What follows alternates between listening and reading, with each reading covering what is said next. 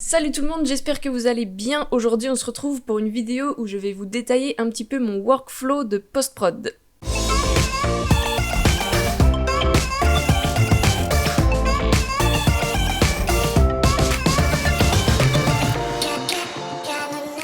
Se créer et s'organiser un workflow de post-prod, c'est selon moi hyper important parce que c'est ce qui va faire que tes projets seront clairs, bien rangés, facilement remodifiables derrière à chaque fois que tu vas faire une post-production, que ce soit en photo ou en vidéo, mais là je vais parler de la vidéo.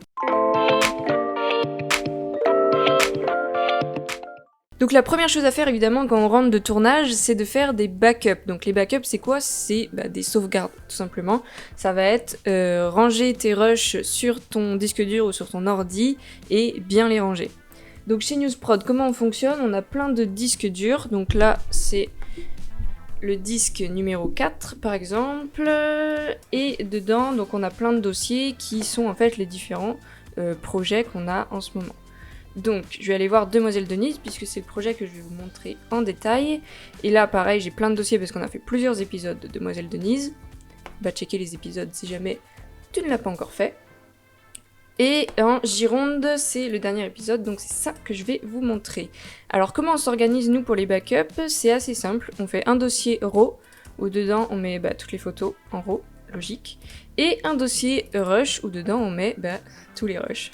Donc là, cet épisode-là de Demoiselle Denise, il était pas très long, il a duré 2 jours, donc j'ai mis tous les rushs de toutes les caméras en vrac, mais ça m'arrive aussi parfois de vraiment détailler par jour, donc jour 1, jour 2, machin, et quand il y a vraiment beaucoup de rushs, de détailler drone, Sony, 5D, 1DX, etc., je détaille par caméra aussi.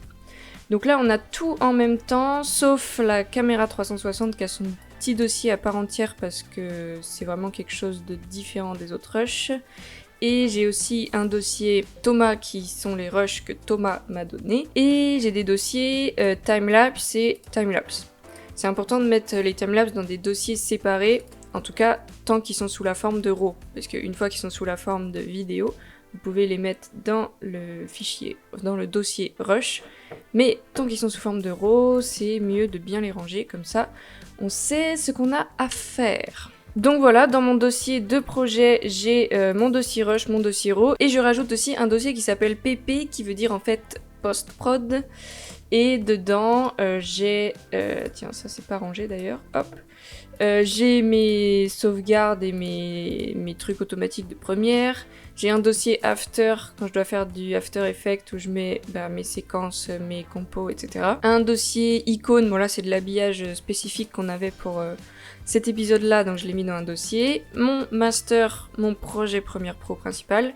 Et un dossier musique, parce que là j'ai beaucoup de musique, donc c'était quand même mieux de le ranger un petit peu, on s'y retrouve un peu plus. Donc voilà, ces 3 dossiers, évidemment, donc ils sont sur un disque dur, et le disque dur est bien sûr doublé. Donc on a 2 disques durs qui sont copies conformes pour faire une double sauvegarde, pour être sûr de ne perdre aucun projet, aucun rush, aucun projet Premiere, aucun projet de montage.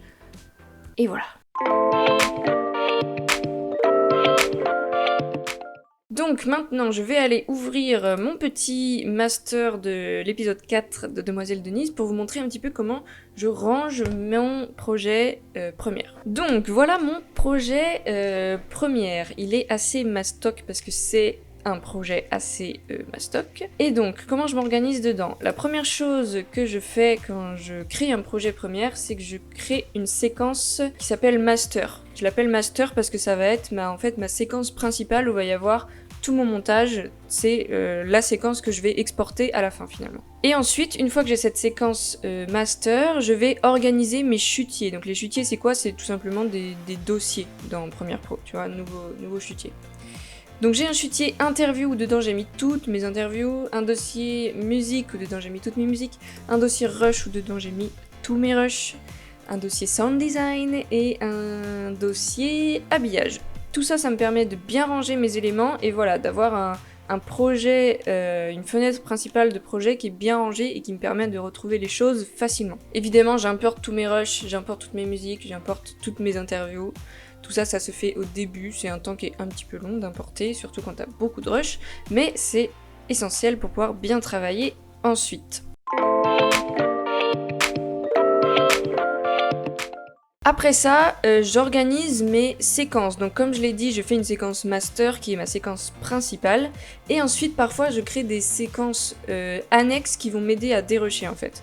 Donc là, par exemple, typiquement, j'ai créé une séquence interview. Et dedans, j'ai dérushé toutes les interviews qu'on a fait. Là, on a fait 4 sessions d'interview. Elles sont assez facilement visibles. Sur la timeline. Et j'ai mis des couleurs par personne qui parle pour pareil pouvoir m'y retrouver plus facilement parce que là on était quand même 4 personnes à parler et comme vous le voyez là il y a 1h30 de rush où on parle. Donc c'était hyper important de facilement m'y retrouver. Donc j'ai une couleur par personne. Et ensuite dans cette séquence donc je dérush. En fait je coupe tous les moments de blanc, tous les moments où on pose les questions, tous les moments où ça bégaye un peu trop, tout ça je les coupe pour avoir finalement un condensé de ce qui est dit et un condensé de ce qui est utilisable pour les interviews. Donc ça c'est ma séquence interview et une fois qu'elle est terminée, qu'elle est sous ce format là, donc qu'elle est dérushée, et ben c'est assez simple puisque je peux facilement venir hop, copier, je vais sur mon master, je le colle et voilà, et je peux avancer comme ça sur ma séquence master avec des fichiers et des rushs déjà dérushés et prédécoupés. Ensuite, j'ai aussi une séquence qui s'appelle Beauties. C'est pour toi maintenant. Dans cette séquence Beauties, en fait, les Beauties c'est quoi? C'est des illustrations. Donc des illustrations que tu peux mettre à n'importe quel moment de ton film. C'est en gros des rushs un peu bonus que tu peux glisser n'importe où pour faire des transitions et pour agrémenter des séquences. Donc là, typiquement, dans ma séquence Beauties pour Demoiselle Denise, j'ai du drone, j'ai des rushs où on voit Denise rouler. Voilà, donc ça c'est des moments que je peux mettre n'importe où dans le film. Donc j'ai beaucoup de moments de voiture pour cet épisode-là dans les Beauties. Et pareil, donc là j'ai dérushé à peu près, et ça me permet ensuite d'avoir un stock de rush à aller chercher quand j'ai besoin, et hop, je fais un petit copier-coller, je le mets dans mon master, et c'est prêt à monter. Et finalement, dans ma séquence master, comment je m'organise? Eh bien, je m'organise beaucoup avec des couleurs, parce que ça m'aide beaucoup. D'ailleurs, j'ai pas trop fait de couleurs là pour les sons, mais ce serait intéressant de le faire aussi. Donc j'ai mes couleurs d'interview qui restent les mêmes, comme ça je sais à vue d'œil qui est en train de parler, et donc si j'ai une bonne mémoire, que je sais à peu près où on est dans le film, je sais exactement ce qu'il dit à ce moment-là quand je vois la couleur.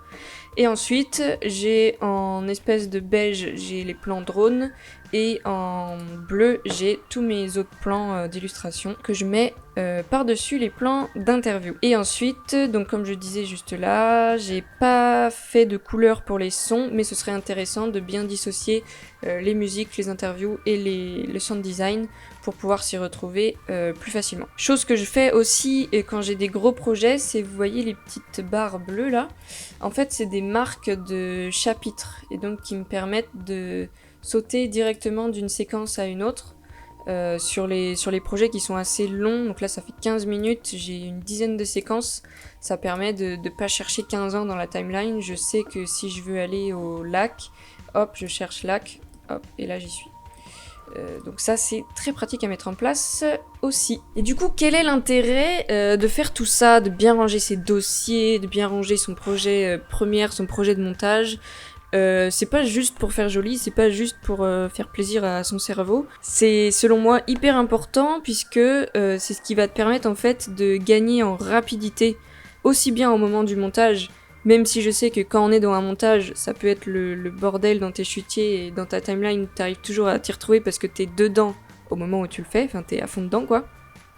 Par contre, si 6 mois plus tard, t'as besoin de faire une modif, t'as besoin d'extraire une séquence, t'as besoin d'extraire un rush ou quelque chose dont t'as besoin pour aller rechercher dans le bazar que t'as mis avant, je te promets que tu seras très content d'avoir rangé bien ton projet et ta timeline et tes dossiers et tout ça, et ça va te faire gagner un temps hyper précieux. Et c'est aussi hyper important si vous travaillez avec plusieurs personnes, parce que ça c'est mon organisation, c'est moi dans ma tête comment c'est rangé. Mais si vous passez ensuite le projet à quelqu'un d'autre qui va travailler dessus, je sais pas, pour faire de l'étalo, pour faire des effets spéciaux, pour faire je ne sais quoi, si c'est pas bien rangé, il va vous détester le type, c'est sûr. Et ça va vraiment pas l'aider et vous allez perdre du temps et tout ça. Donc rangez bien votre projet. Franchement, ça, sur le coup, ça prend pas plus de temps que ça. Donc c'est bien fait une bonne fois pour toutes et ça vous servira pour la suite, j'en suis sûre. Et voilà, c'est la fin de cette vidéo. J'espère que ce petit workflow qui, ma foi, c'est un workflow de débutant, hein. On n'est pas une grosse prod ici, donc il n'y a pas 36 000 intermédiaires, il n'y a pas 36 000 logiciels, mais c'est en tout cas une bonne base pour bien débuter, pour bien s'organiser au début, et ensuite continuer à grandir avec son business, sa société. Si ça t'a plu, n'hésite pas à partager, liker, t'abonner, et surtout, déclencher l'émotion.